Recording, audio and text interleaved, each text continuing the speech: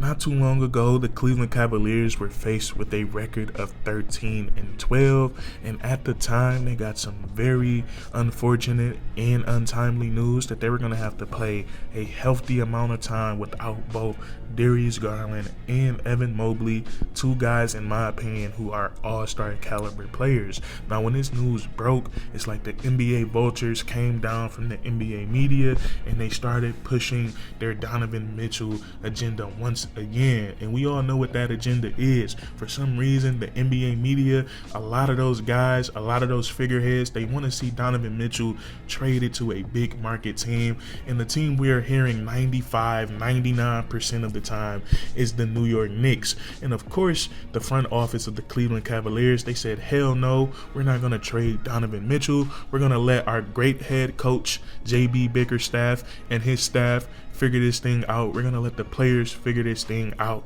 And that's exactly what the Cleveland Cavaliers have done. And not only have they done that, but I should say they've done that times 10, because the Cleveland Cavaliers, since those injuries happened, they have been nothing short of spectacular. Now, they had to go 18 games without both Darius Garland and Evan Mobley, and for a team that was already struggling on the season, that could have been super dangerous. But the Cleveland Cavaliers, they figured it out, and over that span, they went 14-4. So that's 18 games without those guys. They only lost 4 times. And then there were some talks about when Darius Garland and Evan Mobley, when they come back, how are things going to be with the Cleveland Cavaliers? And guess what? Things kept on rolling. They've been integrating those two guys back in smoothly. Since they've come back, Cleveland Cavaliers have a record of 9-1. So they've been playing at such a high level. They've been able to climb all the way up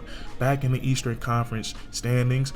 Forgive me, I don't know what place they were in when they were 13-12, but now they have a record of 36-17, and they're sitting at second place in a very top-heavy Eastern Conference. So these guys have been spectacular, and I'm sure you guys saw the title of the video, that no way this could be the same Cleveland Cavaliers team, and that's exactly what it is. They have the same nucleus of Donovan Mitchell, Darius Garland, Jared Allen, and Evan Mobley, and they still have guys like Karis LeVert, Dean Wade, and Isaac Okoro, and they did make some key additions this season with guys like Max Strus and Georges Niang. But what's been really the thing for the Cleveland Cavaliers, not changing the makeup of their team, not changing their roster, but simply just by changing the way that they play.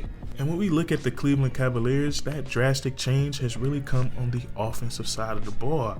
And if I'm being honest, it's been one of the hottest topics in the NBA this season. This playing style has gotten the Cleveland Cavaliers from towards the bottom of the Eastern Conference, and now they've climbed all the way back up into second place. And it leaves everyone to asking this question: what has the Cleveland Cavaliers done to optimize their offense in this fashion? And when Coach JB Bickerstaff, when he gets asked this question, and I'm paraphrasing here, but he says he doesn't want to oversimplify or overcomplicate things, but the Cleveland Cavaliers are just moving the basketball more. They're making the extra pass, and they're making the smart basketball decision. And of course, they're still running plays, and they're running their sets to get guys in the right spots, in the right spot, in the right time to be successful. But they're just making sure the ball is moving. Everyone is touching the ball when they're running these plays, and this has been super successful for the Cleveland Cavaliers. And there's a few stats that really support this claim for Coach JB Bickerstaff in the Cleveland Cavaliers' new offensive philosophy.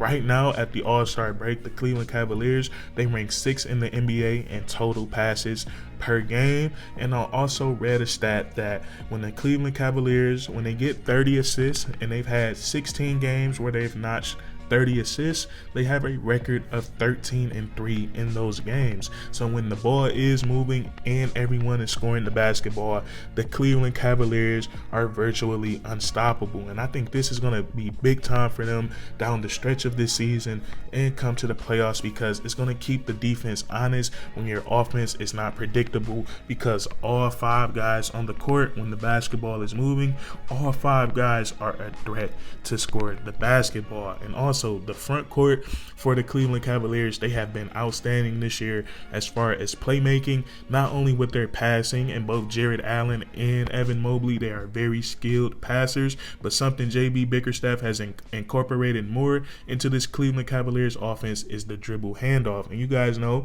the dribble handoff with two bigs usually immediately turns into a pick and roll situation, and the Cleveland Cavaliers, that's perfect for Darius Garland and Donovan Mitchell, also perfect for shooters like Max Strus, Georges Niang, Sam Morril. So with Jared Allen and Evan Mobley being in these dribble handoff situations more, these two guys are averaging a combined 15 screen assists per game. So the Cleveland Cavaliers, they have such a well-oiled machine on the offensive side of the ball right now. And what's scary is that this offense is going to get even better because they're bringing in a point guard in Darius Garland who's going to help them excel in exactly what they're going to do. And I know Darius Garland, since he's returned from his injury, his numbers haven't looked the best, but that's literally because he has to whip himself back into physical shape. He hasn't played consistently at all this season, so I can imagine how tough it is for him to try to get integrated into this new playing style for the Cleveland Cavaliers. But the talent that Darius Garland had and the mindset to want to win and help his teammates win, I think he's going to easily get adjusted to this offense. And when he does, the Cleveland Cavaliers are going to be even scarier on the offensive side of the ball.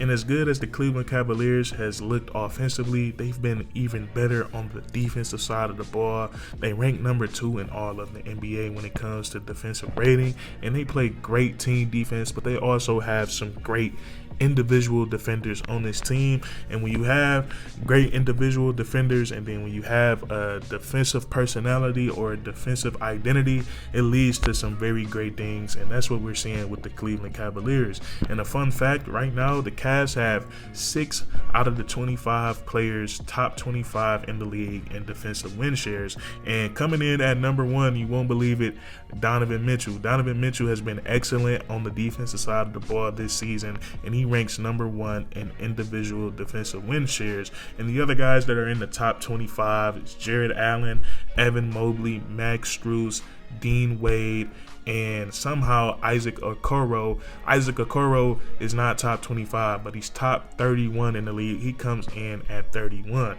And the Cleveland Cavaliers, they have their team perfectly to play the defensive gameplay that they implement, and that's having Jared Allen and Evan Mobley protect everything at the rim and having everyone else fight hard over screens and try to force everyone into that mid-range area, because according to the numbers, the mid-range shot is the most inefficient shot right now in the NBA.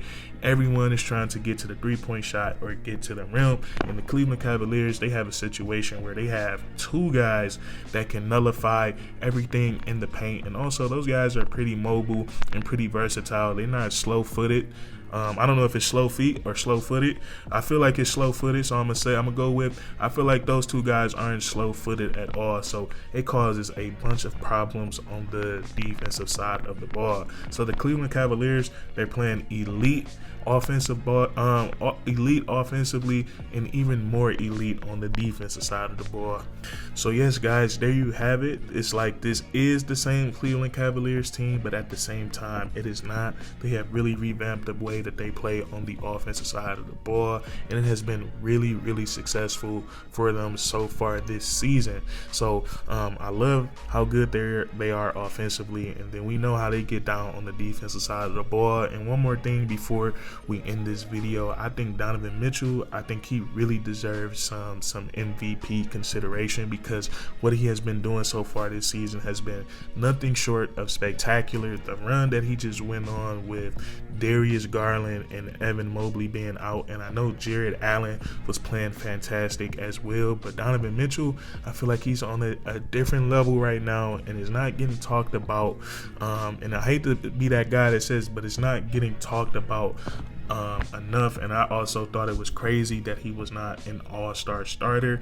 And I know Tyrese Halliburton has had his coming out season, but I don't think he's having a better year, and I don't think he's a better basketball player than Donovan Mitchell. And the same thing with Damian Lillard. But Donovan Mitchell, I think he has a shot at that MVP depending on how he plays and how the Cleveland Cavaliers close this season. But that's going to be it for this video. If you guys enjoyed, please leave a like, comment down below in the comment section. I love reading what you guys have to say. And then subscribe for more weekly content. We do this all the time, man. And that's curtains.